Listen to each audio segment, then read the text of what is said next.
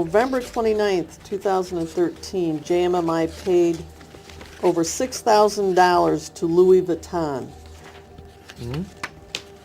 Yes. What would that be for? Well, this is for clothes concerning my TV ministry as well. Or you have to wear Louis Vuitton? Oh, it don't matter what name it is. The point is clothing are allocated to us. He called himself a prophet, a man who had spoken face-to-face with Jesus. His followers called him apostle. But behind the sermons, the luxury cars, and the mansion in Tampa's exclusive Avila neighborhood, federal prosecutors say David E. Taylor was running something far darker than a church. The U.S. Department of Justice claims David and his top lieutenant, Michelle Brennan, exploited faith to trap followers in forced labor, starvation, and psychological abuse, while they lived off millions in donations. What began as a ministry promising divine prosperity soon turned into a nightmare of fear, manipulation, and control. But when a court finally questioned Taylor on how he was spending those church donations, his answers and his financial recklessness fell apart. So, how did it all come to this? And what finally brought the self-proclaimed apostle down?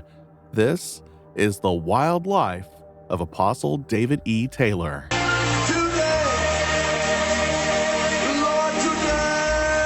Let me tell you something. Some people don't understand. They look around when we are worshiping. The presence of God is not only your greatest defense, it's your greatest offense. Apostle David E. Taylor's journey began in 1989 when he was 17 years old and living in Memphis, Tennessee. During this time, he claims to have had a life-changing dream in which Jesus Christ appeared to him. This divine encounter led him to abandon a life of crime and dedicate himself to ministry. David's teachings are centered around the belief that individuals can experience personal face-to-face visitations with Jesus Christ. And I came from a Baptist background. They don't teach this kind of stuff.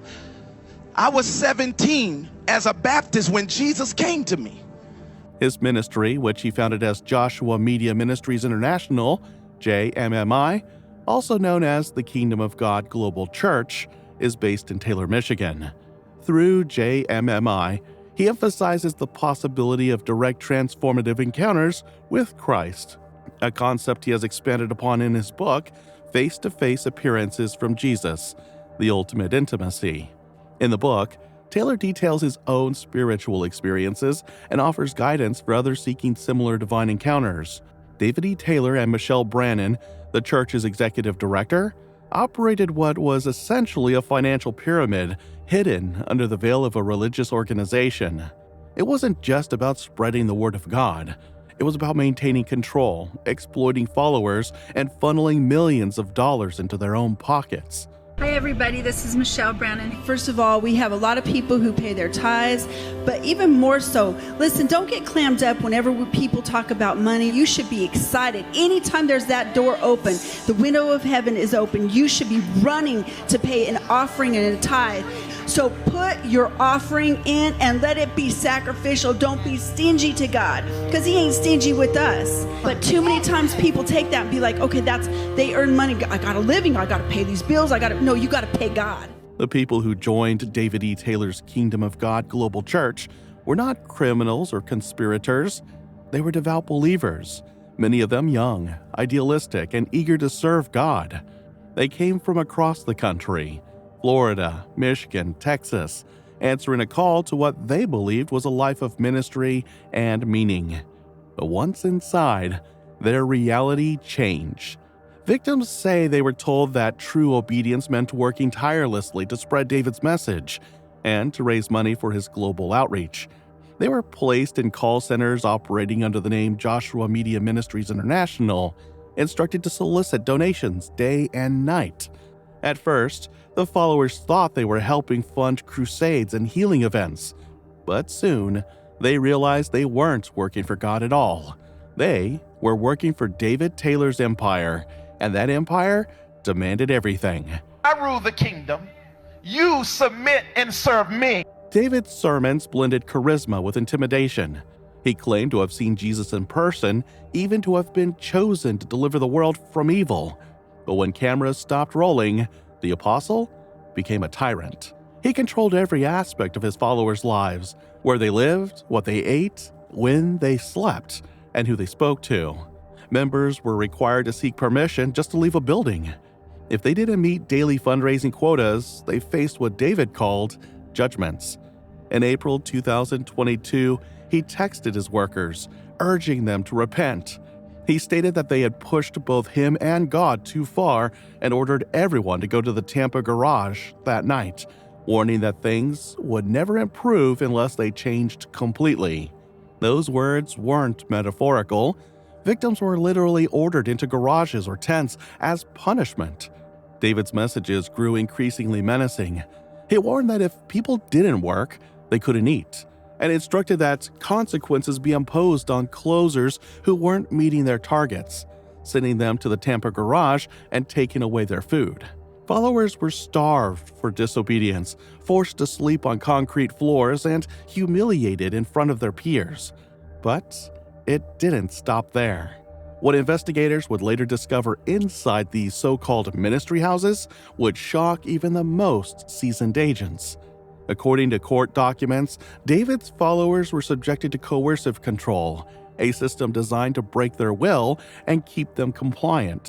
Lord, I also break a stingy spirit because I sense that there's some heavy hitters watching me tonight. There's some people that can give 200,000, 300,000. They can give 50,000, 20,000. They had it saved up. But God, that's a stingy spirit there's a spirit of fear. They were kept awake for long hours, often working late into the night before attending meetings that lasted up to 6 hours. During those sessions, David berated them, claimed divine authority, and cursed anyone who disobeyed him. Victims say he warned that leaving the church meant defying God, and that those who walked away would face divine punishment, illness, or eternal damnation. In one chilling instruction, David ordered Michelle Brannon to throw buckets of cold water on anyone who refused to get up for work at 8 a.m.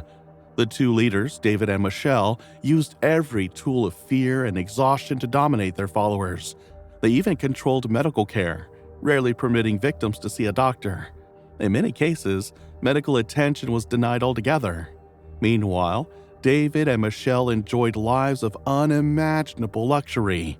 While their followers starved and slept in garages, David and Michelle lived in a multi-million-dollar mansion in Tampa, complete with chandeliers, marble floors, and a fleet of luxury cars.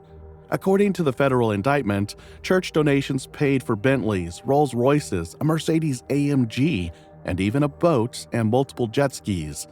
Investigators also uncovered a shocking expense list that included 125 pounds of Alaskan king crab legs and over $10,000 worth of seafood, purchased while victims were living on peanut butter sandwiches and instant soup. Some of the items that they were able to purchase were Mercedes-Benz, Bentleys, boats, jet skis, ATVs, 125 pounds of super colossal red king crab legs, 6 seafood shears, and 30 crab clusters for $30,000, a Rolls Royce, and several bulletproof automotives. But even as former followers began escaping, the apostle was confident he was untouchable.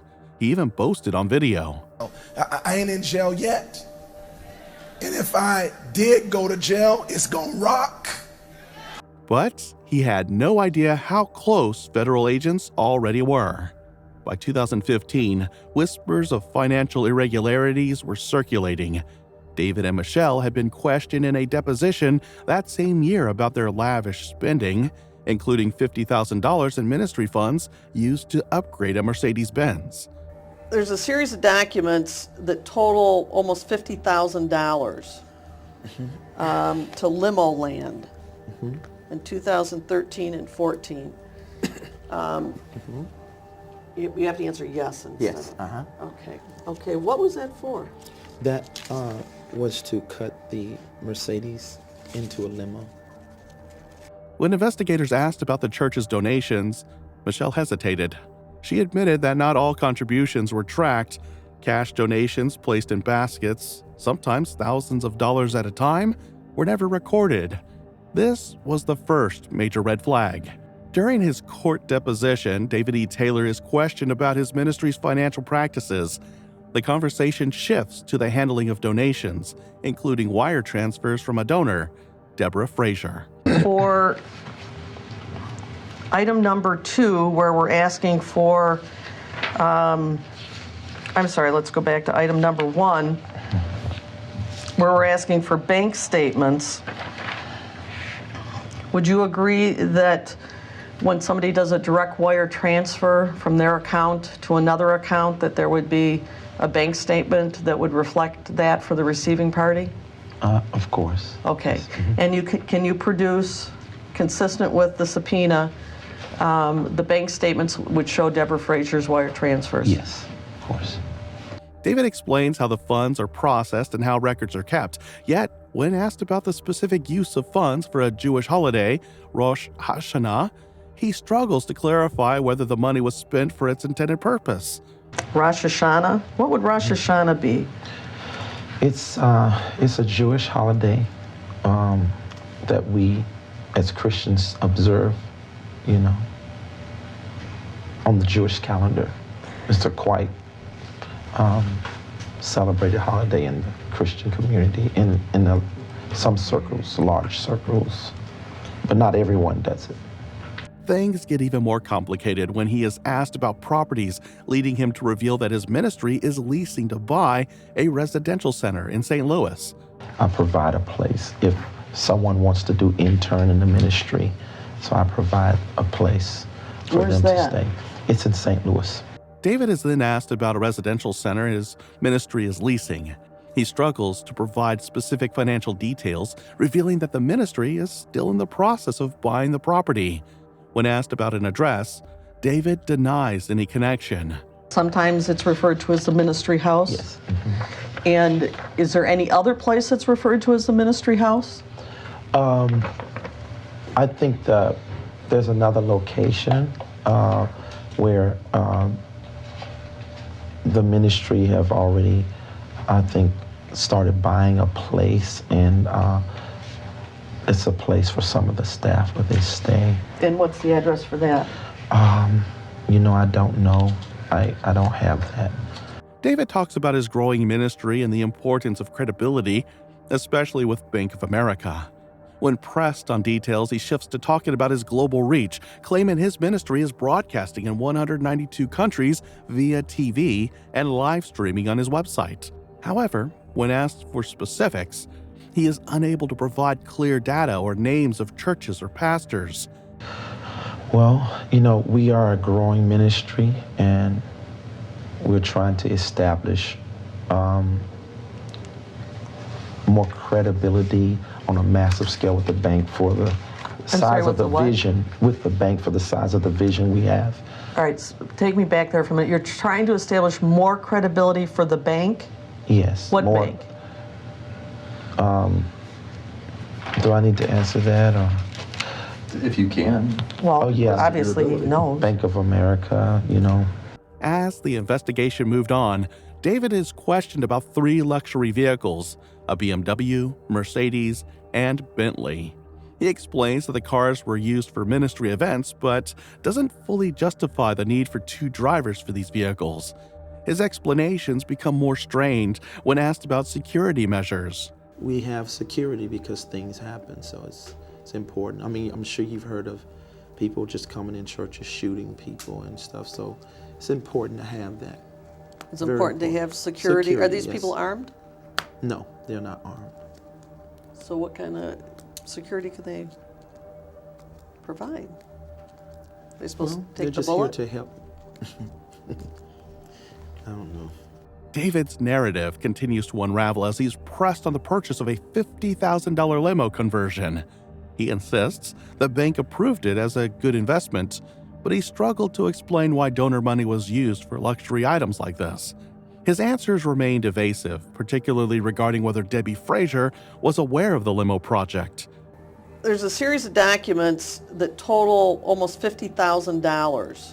Okay, what was that for?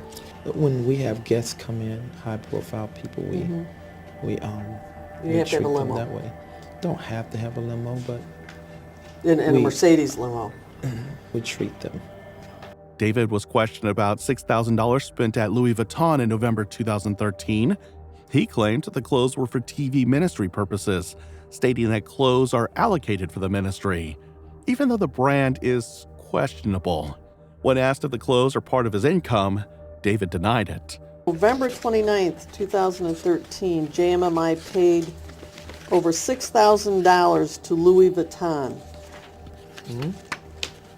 Yes. What would that be for? Well, this is for clothes concerning my TV ministry as well. Oh, you have to wear Louis Vuitton? Oh, it don't matter what name it is. The point is clothing are allocated to us. The conversation shifted to an $11,000 purchase at Men's Warehouse in December 2013. Taylor justified the expense as being for TV ministry suits, but insisted they are only worn on ministry trips, not regularly. He was asked about another $724 for Italian clothing, which he admitted buying for the ministry, but still maintained the expense was for the team's needs, not just his own. When it comes to this, I go to the right places to get a lot of suits, and if I get some from those places, you don't see that. I don't see Macy's. No, you don't see that, because Macy's don't have the kind of suits that I wear. Later, David was pressed about spending over $30,000 on clothing for 2013 to 2014, including Versace purchases in the Bahamas. He dismissed concerns, claiming that he was frugal and that high-end items are more durable, especially for television appearances. Despite this, the investigator highlighted several instances of expensive brand-name purchases, including Gucci and Burberry items. 2013 and 14, JMMI spent over $30,000 in your clothes. Does that sound about right? What year was that? 13 and 14. Oh God, yes, because I was traveling so much and sweating through all my clothes. Exactly. That probably wasn't enough, because just have so... But they have to be top-of-the-line expensive ones. No, they're not top-of-the-line clothes. Louis Vuitton's not top-of-the-line? The questioning then shifted to Debbie Frazier's involvement in paying David's legal fees. David initially claimed ignorance, but later acknowledged that he was told Frazier contributed specifically $7,500. However, he couldn't confirm when or how the payment was made, and he deflected responsibility, suggesting Michelle could provide more clarity. Well, let me show you canceled checks we've received. It's from JMMI Ministries, Charter Place, $1,350, September 6, 2008. It's marked, 2013. And it's marked in the memo line, T. Taylor's rent.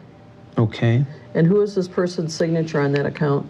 That's a lady who's died recently, but she was with us for many years, Marion France. Marion France? Yes. Finally, David denied any knowledge of a $155,000 cash donation given to JM Ministries by Debbie Frazier. He asserted that he did not oversee offerings and would not know what came in until it's counted by others. When pressed about his previous testimony, he maintained his lack of knowledge. Many people. How do you get appointed to the board? Well, you have to go through the right, I don't know if we've ever come up with any kind of process like that other than credibility, for myself and anybody who is qualified. Still, it took nearly a decade of gathering evidence before the FBI, IRS, and Department of Labor finally built their case. In 2025, federal agents executed raids on 9 call center properties across multiple states. What they found exposed the full scale of the operation. David Taylor, this is the FBI with a warrant for this location. Everybody in the house needs to come to the front door with their empty hands in the air. Dozens of overworked followers, financial records linking donations to David's personal accounts, and evidence of deliberate psychological manipulation. In August 2025, after nearly a decade of investigation, the unsealed indictments against David E. Taylor and Michelle Brannon exposed the full scope of their operation, and it was even worse than anyone had anticipated. For years, they had coerced followers into working long hours in call centers, manipulated them psychologically, and controlled their lives under the guise of religious service. Victims were forced to solicit donations to support David's self-proclaimed mission, raising an estimated $50 million since 2014. But what prosecutors discovered during their investigation wasn't just illegal fundraising. They uncovered a massive forced labor scheme that spanned across multiple states, including Michigan, Florida, Texas, and Missouri. The indictment was a wake-up call. David E. Taylor and Michelle Brennan were charged with multiple counts of forced labor and money laundering. Specifically, David faced 8 counts of forced labor while Michelle was named in 6 counts. Both were also charged with conspiracy to commit forced labor and conspiracy to launder money. If convicted, they faced 60-plus years in federal prison. The charges detailed not only their role in operating the forced labor scheme, but also their lavish lifestyle funded by the donations of their victims. On the same day the indictment was unsealed, federal agents tracked down David and Michelle. David E. Taylor was arrested at a hotel in Durham, North Carolina, while Michelle Brennan was taken into custody at one of the ministry's properties in Tampa, Florida. We are learning more about the nationwide FBI raids, including here in Central Florida, involving leaders of a church that appeared on televisions across the world. Good evening, I'm Greg Warman. And I'm Martha Sigalski. Federal prosecutors say the leaders of the Kingdom of God Global Church used abuse tactics under the guise of religion to rake in millions of dollars. Channel 9's Nick Pampantonis was in Ocala today as FBI agents scoured just one of the many properties owned by the church. The FBI raids began immediately after the arrests. Investigators stormed a number of properties linked to the Kingdom of God Global Church, including multiple ministry houses and call centers in Michigan, Florida, Texas, and Missouri. What they uncovered inside was unthinkable. Victims were housed in filthy conditions, forced to work endless hours without pay, and subjected to public humiliation if they failed to meet Taylor's demands. Their living quarters were crowded and often lacked basic amenities, but despite these deplorable conditions, the church's leadership was living in luxury, evidenced by piles of expensive cars, private jets, and $9 million in properties. While followers were punished for not meeting their fundraising goals, David and Michelle were indulging in luxury vacations, high-end cars, and extravagant homes, purchased using church funds. Investigators were stunned by the contrast. On one side of the equation, forced labor, psychological control, and fear. On the other side, mansions, Bentleys, and designer goods. But the investigation didn't end with the raids. It was only just the beginning.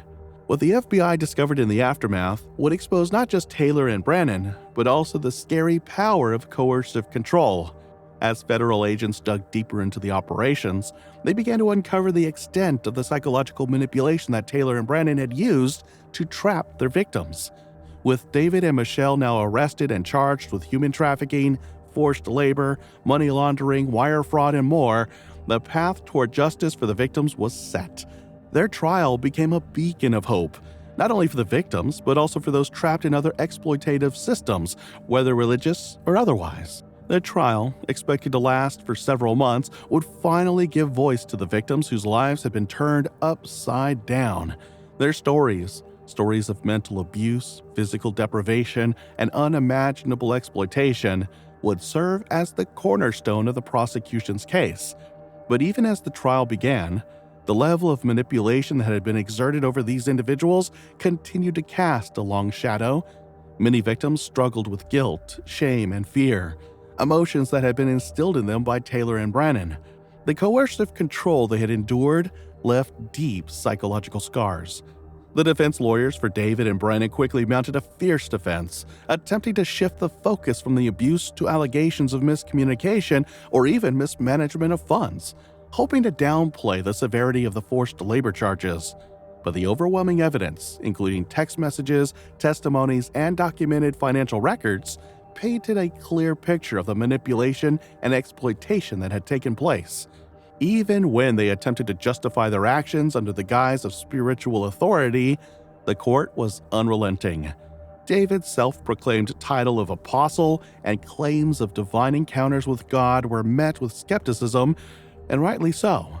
The lack of any legitimate religious foundation behind their actions further weakened their defense. The jury saw that these were not acts of spiritual guidance, but rather criminal exploitation designed to fund an extravagant lifestyle at the expense of vulnerable individuals. The trial continued to gain attention as more victims came forward. For David and Michelle, the legal consequences are severe. In addition to the 60-plus years in prison they could face for their charges, the assets they had accumulated through illegal means, including luxury homes, vehicles, and cash, were now under scrutiny.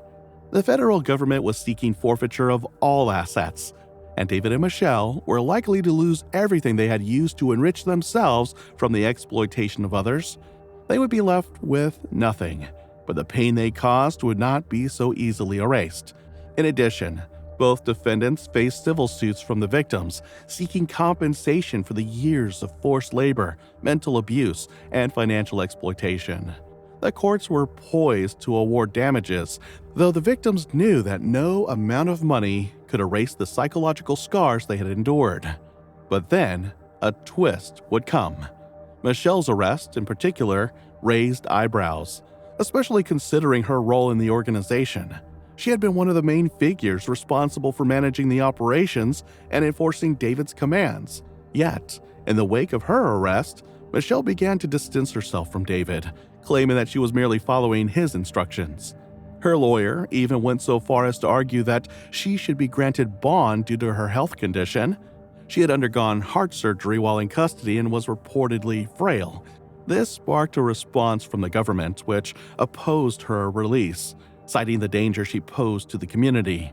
In fact, the government argued that someone who had been involved in such manipulative and harmful behavior should not be trusted to walk free, even if they were in poor health. People like Michelle Brannon, who for a long time was seen as a key player, were equally responsible for what had happened. She is now trying to distance herself from Taylor, claiming she too was a victim of his control. Her lawyer is asserting that Michelle was coerced into carrying out David's orders, and now she's trying to flip the script, positioning herself as a victim. Michelle's defense is simple. She was just following orders. Her lawyer has argued that she was under the influence of David E. Taylor, a man she believed was a true man of God. This defense mirrors the classic just following orders excuse we've seen throughout history, especially in cases of cults and manipulation. But while her defense tries to paint her as an unwilling participant, the reality is that she was deeply embedded in the operation. But Michelle Brannon was more than just a follower. She was the second in command, enforcing David's rules and making sure the operation ran smoothly. Whether it was subjecting people to cruel punishments or managing the finances, Michelle was at the heart of it all. But now, with the weight of criminal charges looming over her, she's trying to distance herself from the very system she helped create. Text messages presented in the indictment have shown how Michelle was involved in carrying out harsh and dehumanizing orders from David. In one instance, David allegedly instructed her to force staff members to wake up at 4 a.m., threatening to escalate punishments, including sending them to the garage or taking away their food. This wasn't the behavior of a mere follower. It was that of a person in a position of authority making decisions that directly impacted the lives of those under her control. Despite her defense, many see Michelle's actions as willfully participating in a manipulative and abusive system. She was not just a passive bystander, but an active participant in the scheme. The prosecution has highlighted her role as a key player who helped maintain the facade of a legitimate ministry while enabling the exploitation of vulnerable people. The fallout from the FBI's raids and subsequent arrests of David and Michelle has been far-reaching. While the criminal trial is still unfolding, it is clear that this case is far from over. Investigators are continuing to unravel the complex web of financial transactions and witness testimonies. The investigation is now focusing on tracing the millions of dollars that were funneled through the ministry, money that was supposed to be used for religious and charitable purposes, but instead lined the pockets of David, Michelle, and others in the organization. Reports indicate that the money laundering scheme was extensive, with funds being moved across different accounts and even internationally. Many of the church's followers were duped into thinking they were contributing to a higher cause, while in reality, their donations were funding lavish lifestyles for David and Michelle.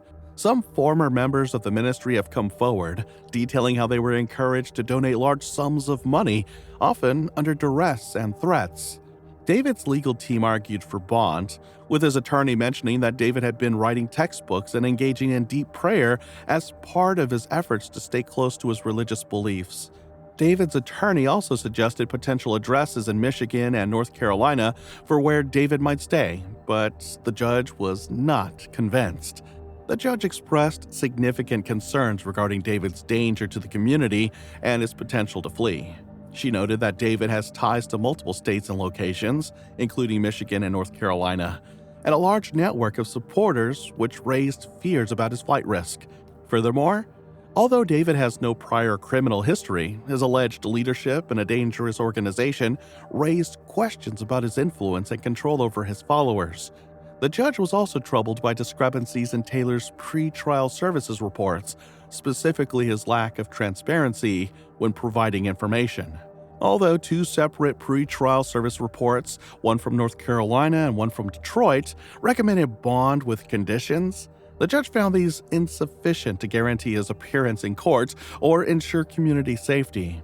She emphasized that bond requires trust, and in David's case, she felt that trust had been compromised. Ultimately, the judge decided to detain David until the resolution of the case, citing concerns about the risk he posed to both the community and the investigation. His detention order was confirmed despite his attorney's appeal, which was scheduled for later in the day but did not lead to any changes. Despite arguments for bond, including proposed living arrangements in North Carolina, the judge concluded that none of the proposed conditions would sufficiently protect the community or ensure David's appearance in court. She pointed out that while David's supporters may believe in his leadership, it was clear that the organization he had led had been involved in troubling activities, raising alarms about his influence over others. Given these concerns, the judge ruled that David would remain in custody until the resolution of the case. The trial for both David Taylor and his co-defendant, Michelle, is scheduled for April 14, 2026, with Michelle being released on a $10,000 bond. David Taylor, on the other hand, will remain in jail until the trial, pending any further developments or legal motions. David's attorney has indicated that they are planning to cross-examine government witnesses, and there may still be a possibility of additional charges, as the government has made it clear that the investigation is ongoing. There are still concerns that more charges could emerge as the government continues its investigation. David's organization is under close scrutiny, and the authorities have indicated that the situation is far from resolved. The possibility of a superseding indictment remains, and both David's legal team and the prosecution are preparing for future developments. As news of the trial and the charges against David and Brandon spread, the public's response was one of shock and anger. Many people, especially those within religious communities, were dismayed that such a scandal could have occurred under the guise of a religious ministry. It raised important questions about the abuse of spiritual power and the vulnerabilities of people seeking guidance in their faith. This case highlighted a larger issue: the growing problem of religious exploitation, where leaders use their authority to manipulate and control followers for personal gain. And while this particular case was in the spotlight, it was a reminder that other similar organizations might be operating under the radar, exploiting people without consequences. The case also sparked discussions around the need for stronger oversight of religious organizations, especially those with tax-exempt status, to ensure that they do not become cover for exploitation. The abuse of coercive control is a growing issue worldwide, and people are starting to recognize that no one is immune to such tactics. What do you think about this story? Let us know in the comments below, and if you found this story intriguing, please like, share, and don't forget to subscribe for more stories like this.